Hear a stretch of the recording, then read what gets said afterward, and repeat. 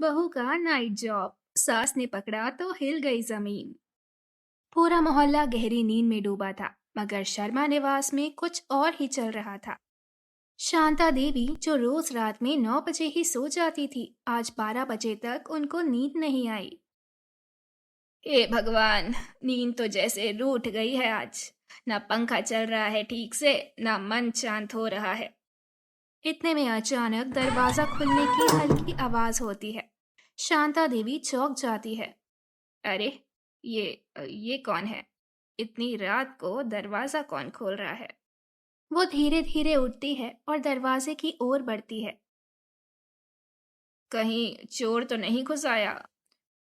वो कमरे से झांकती है तो देखती है कि ये तो उनकी बहू रिया है, जो चुपके से घर के बाहर निकल रही है।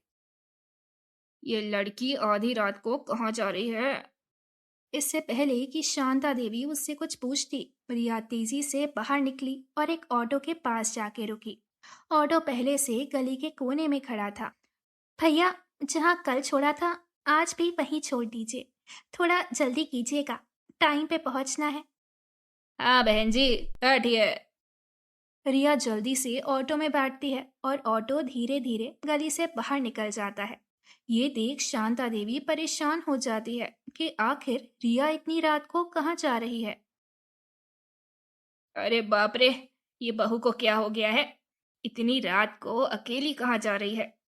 बेटे को फोन करके बताऊं कि देख तेरी पत्नी क्या गोल खिला रही है। लेकिन नहीं, मेरा बेटा तो बहुत भोला है। वो तो उसकी बातों में आ जाएगा। जो वो कहेगी वही सच मान लेगा। थोड़ी देर रुक कर वो खुद से फिर कहती है, लेकिन चुप भी कैसे रहूं? ये बात यूं ही निकलनी तो नहीं चाहिए। शायद खुद ही उससे पूछ लूं। हाँ, यही ठीक रहेगा। सीधे पूछूंगी, देखती हूँ क्या जवाब देती है। यही सब सोचते सोचते कब रात बीती और सुबह हो गई, पता ही नहीं चला। सुबह शांता देवी रसोई में चाय बना रही थी। तभी उनकी पड़ोसन और सबसे करीबी सहेली सारिका आई। सारिका और शांता दोनों की दोस्ती के चर्चे पूरे मोहल्ले भर में थे। इनका आधा दिन तो एक दूसरे के घर में गुजरता था। लेकिन आज जब सारिका आई तो उसे शांता थोड़ी बुझी बुझी लगी। अरे शांता, क्या हुआ? आज मुझे देख के खुशी नहीं हुई? ऐसी बात नहीं है सारिका, बस ऐसे ही मन थोड़ा ठीक नहीं। अच्छा, मन को क्या हो गया? और इतनी चुप चुप सी क्यों लग रही है? सब ठीक है ना? क्या बताऊं सारिका, कुछ ठीक नहीं लग रहा।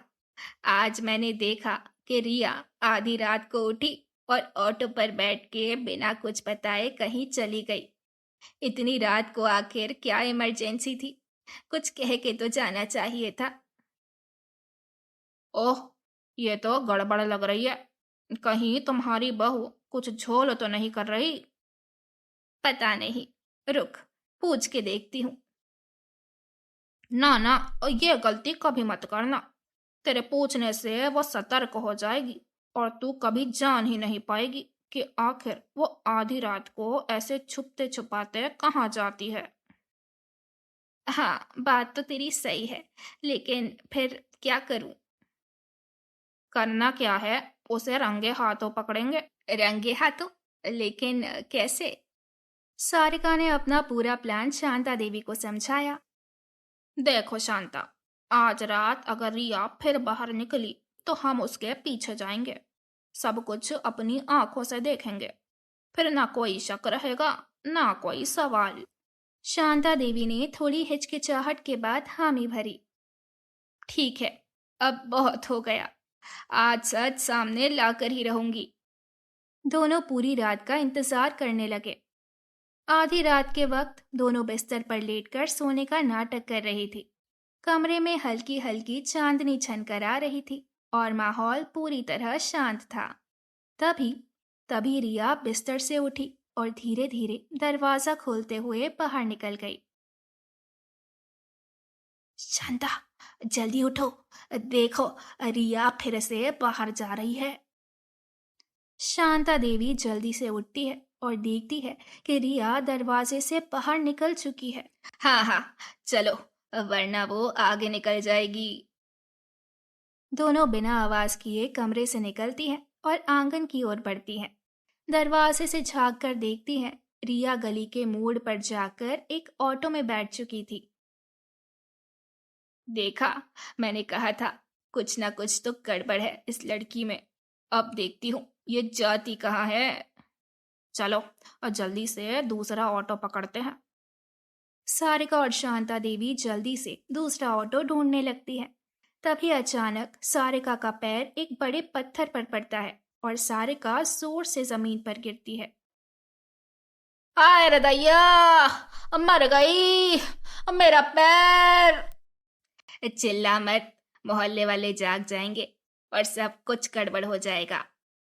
शांता देवी तुरंत सारिका को उठाने की कोशिश करती है।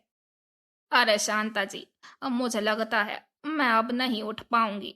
मेरे पैर में बहुत दर्द हो रहा है। अगर हम यहीं रुके तो सब जान जाएंगे। जल्दी से उठो, कहीं तुम्हारी आवाज सुन के कोई बाहर ना आ जाए। क्या बताएंगे उन्हें कि हम जासूसी करने निकले हैं। शांता देवी किसी तरह सारिका को सहारा देती है और उसे घर की तरफ खींचते हुए ले जाती है। अगली सुबह सब कुछ शांत था, लेकिन दोनों के मन में अभी भी कई सवाल थे। तभी रिया सारिका के लिए चाय लेकर आई। ये लीजिए चाय। और आपके पैर का दर्द अब कैसा है? हाँ हाँ, अब ठीक है। थोड़ा सा दर्द तो था, पर अब आराम है। अच्छा, लेकिन आप कहाँ गिरी और कैसे? इस सवाल से सारिका अचानक घबरा जाती है, फिर कुछ सोच के जल्दी से जवाब देती है। अरे नहीं, कुछ नहीं, बस यहीं गिर गई थी और यहीं बाथरूम में। ओह, ठीक है, कोई बात नहीं, आप आराम कीजिए। ये कह के प्रिया जाने लगती है। तभी सारिका उससे एक सवाल करती है। एक बात पूछूं? बुरा तो नहीं मानोगी? नहीं, क्या बात है, पूछिए। देखो, तुम मुझे अपनी दोस्त ही समझो, इसलिए पूछ रही हूँ कि शादी से पहले तुम्हारा कोई बॉयफ्रेंड तो नहीं था? सारिका का सवाल सुनकर रिया हैरान रह जाती है, फिर संभल कर बोलती है। कैसी बातें कर रही हैं आप? ऐसा कुछ भी नहीं था। अच्छा, ठीक है, अब बुरा मत मानना, मैं तो बस ऐसे ही पूछ रही थी। लेकिन चाची जी, आज अचानक ये सवाल क्यों? वो भी शादी के इतने साल बाद। अब बस ऐसे ही। तू जाना, जल्दी से नाश्ता बना दे और मुझे नाश्ता करके दवा भी खाना है। ये सुनते ही रिया रसोई में चली जाती है। इधर दोनों दोस्त बैठ के फिर से प्लान बनाने लगती है। फिर धीरे धीरे रात का वक्त हो गया। शांता देवी और सारिका दोनों कमरे में बैठकर धीरे धीरे बातें कर रही हैं।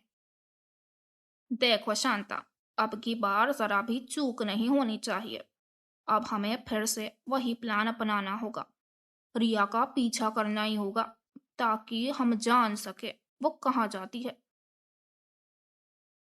हाँ हाँ, लेकिन इस बार हम जरा और सतर्क रहेंगे। और तू जरा ध्यान से चलना। पिछली बार तो तू धड़ाम से गिरी थी, जान ही निकल गई थी मेरी तो। दोनों हंसते हुए एक पल को तनाव भूल जाती हैं, लेकिन अगले ही पल चेहरों पर फिर वही गंभीरता लौट आती है। धीरे धीरे रात का समय हो जाता है। घर में सब शांत है। दीवार घड़ी की टिक टिक सुनाई दे रही है। चांदनी खिड़की से अंदर झांक रही है। कमरे में हल्की हल्की फुसफुसाहटें गूंज रही हैं। आधी रात को आधी रात को रिया फिर उठती है और बाहर जाने लगती है। इधर उसके पीछे शांता और सारिका भी निकल जाते हैं। रिया आगे जाके एक ऑटो लेती है, तो ये भी एक ऑटो पर बैठ के उसका पीछा करने लगते हैं। रिया एक पुराने बिल्डिंग के बेसमेंट में जाती है। बाहर एक बोर्ड है, संपर्क हेल्पलाइन सेंटर। ये तो कोई ऑफिस जैसा लग रहा है। वो खिड़की से झांकती है तो रिया बैठी है। सामने एक महिला है जो बहुत रो रही है। ये दृश्य देख के शांता घबरा जाती है कि आखिर अंदर ऐसा क्या हो रहा है कि महिला इतना रो रही है। इतने में रिया बोलती है, दीदी, अगर आपके पति मारते हैं तो ये आपकी गलती नहीं है। हम आपकी शिकायत पुलिस तक पहुंचाएंगे। लेकिन अभी आप अकेली नहीं हैं, मैं हूं ना। ये सुन के शांता सन्न रह जाती है। साथ ही सारिका भी हैरान है कि हम क्या सोच रहे थे और रिया क्या निकली।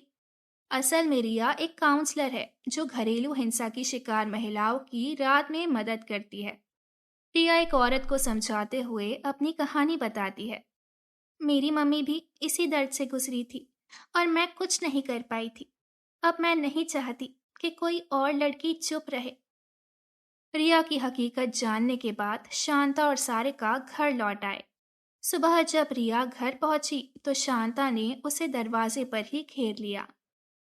इतनी रात को कहाँ गई थी? मम्मी जी, आज आप इतनी जल्दी कैसे उठ गई? ये मेरे सवाल का जवाब नहीं था। शांता के इस तरह से पूछने पर रिया घबरा गई। माँ जी, मैं। रहने दो, हमें सब पता चल गया है। तुम लाचार महिलाओं की मदद करके बड़े पुण्य का काम कर रही हो, लेकिन तुम्हें एक बार हमें भी बता देना चाहिए था। मम्मी जी, मैं बताना चाहती थी, लेकिन डर लगता था कि पता नहीं आप समझेंगी या नहीं। अब कुछ मत छिपाना बेटा, आज मुझे अपनी बहू पर गर्व है। और हाँ, अगली बार तुम्हें रात में अकेले नहीं जाना पड़ेगा, मैं भी चलूंगी तुम्हारे साथ। रिया ये सुन के हैरान रह जाती है, फिर मुस्कुराते हुए कहती है, हाँ हाँ, क्यों नहीं।